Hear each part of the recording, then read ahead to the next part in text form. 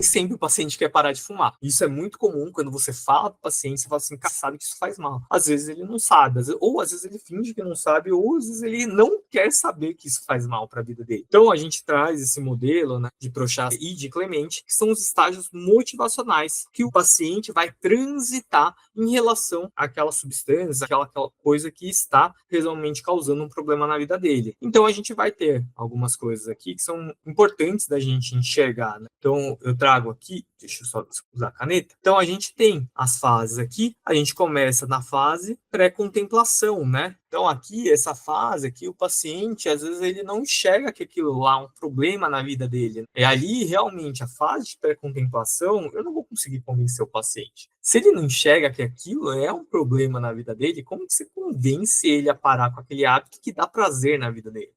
Então, é muito importante perguntar para o paciente se ele vê realmente o tabagismo como um problema. Porque se ele não vê como um problema, logicamente, eu vou falar de alguns riscos, mas provavelmente eu não vou conseguir convencer esse paciente numa primeira consulta. Eu vou falar, olha, o paciente está em pré-contemplação, eu vou tentar uma reabordagem no retorno, porque provavelmente esse paciente vai entrar, o que você falou por um ouvido vai sair pelo outro. Então, a fase de pré-contemplação, o paciente não tem essa crítica sobre a própria doença, né? O que já é diferente na fase de contemplação, né? E aí, a contemplação, ele vê isso, começa a ver que talvez tenha um problema na vida dele fumar. Talvez isso cause um problema na vida dele, né? E aqui, realmente, é um momento da gente pescar esse paciente, né? Se ele já está contemplando sobre os problemas de saúde que o cigarro está causando na vida dele, agora eu tenho a chance de convencer ele, né? Começar a convencer, falar assim, olha, vai causar problema, realmente, o cigarro não vai ser bom para você, vai aumentar a chance de ter um infarto, isso aqui, sem contar que você gasta muito dinheiro para esse cigarro, você vai apelar para todas as formas possíveis para tentar trazer, né, para a próxima fase, né, que é essa fase de preparação do paciente. Ou seja, ele já enxergou o problema e agora ele começa a se sentir pronto para encerrar aquele uso do cigarro, de encerrar aquela dependência física e psicológica que ele tem da nicotina. Então, essa fase é muito importante porque é aqui onde o paciente se sente preparado, onde ele precisa entrar no grupo.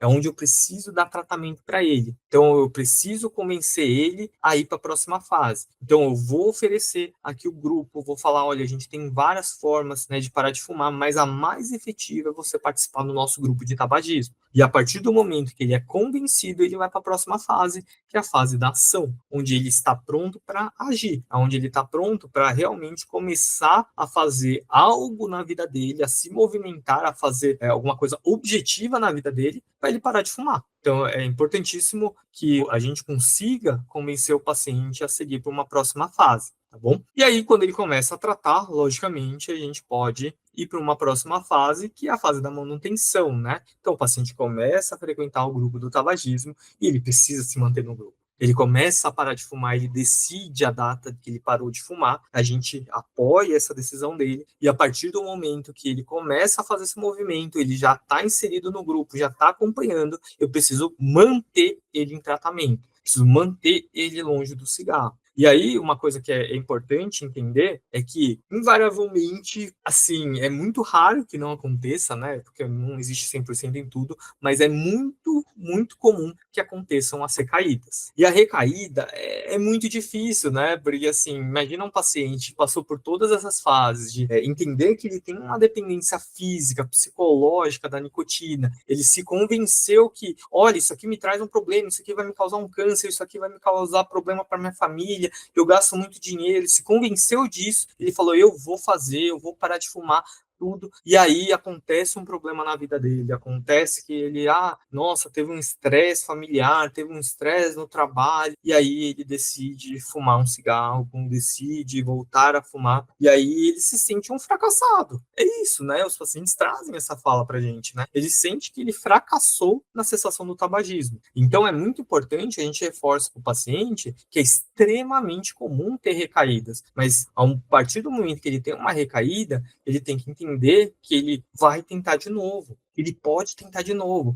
que às vezes não é na primeira, não é na segunda, pode ser na terceira, na quinta, na 10ª vez que ele participe do grupo, que ele realmente consiga parar de vez de fumar. A gente precisa deixar isso bem claro para o paciente, porque senão a gente vai gerar uma frustração muito grande na vida dele. Então a recaída faz parte, eu sei que frustra a gente como profissional, mas isso vai existir. Então a gente tem que estar preparado para apoiar o paciente caso ele tenha uma recaída. Tá bom? Então, só passando de novo pelas fases, né, pré-contemplação, caracterizada por essa ausência, né, de intenção de mudar esse comportamento. Então, ele não enxerga isso como um problema. Contemplação, ele começa a ver uma consciência do problema, e é até por isso que a gente traz, né, aqui nas caixas de cigarro, né, os problemas que podem acontecer, né, você pode morrer, você pode sofrer, né, então pode causar sofrimento fetal, pode causar sofrimento em outra pessoa, né, você pode brochar, né? Tem essas coisas que são muito comuns, pode causar câncer, né, então essas coisas que vão estar estampadas, isso é lei, precisa ter nos produtos que realmente são autorizados a venda aqui no Brasil, né? Então a gente vai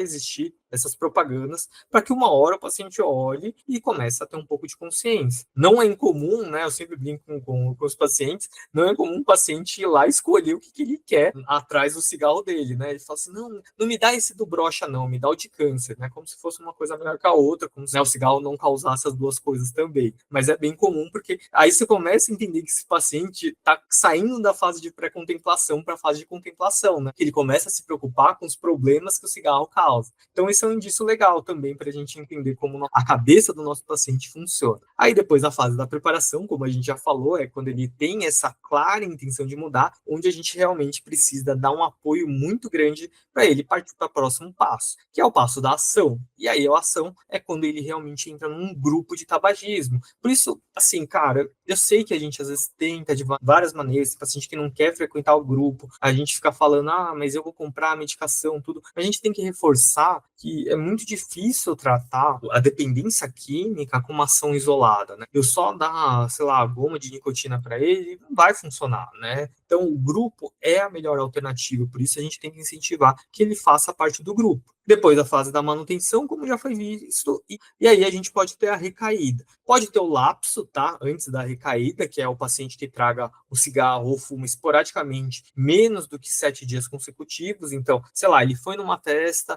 uma formatura lá de um amigo, foi na formatura da filha, tudo, ele fumou um cigarro porque ele comemorou, mas ele continuou fumando? Não continuou fumando. Isso foi um lapso, a gente tem que alertar ele que quanto mais lapsos ele tiver, maior a chance de recaída, mas não é uma coisa que vai gerar tanta frustração. A frustração está realmente na recaída, quando o paciente traga o cigarro ou fuma frequentemente por 7 dias consecutivos. A partir de uma semana, ele já restabelece aquela dependência que ele tinha. Então, é muito importante a gente conversar isso com nossos pacientes também.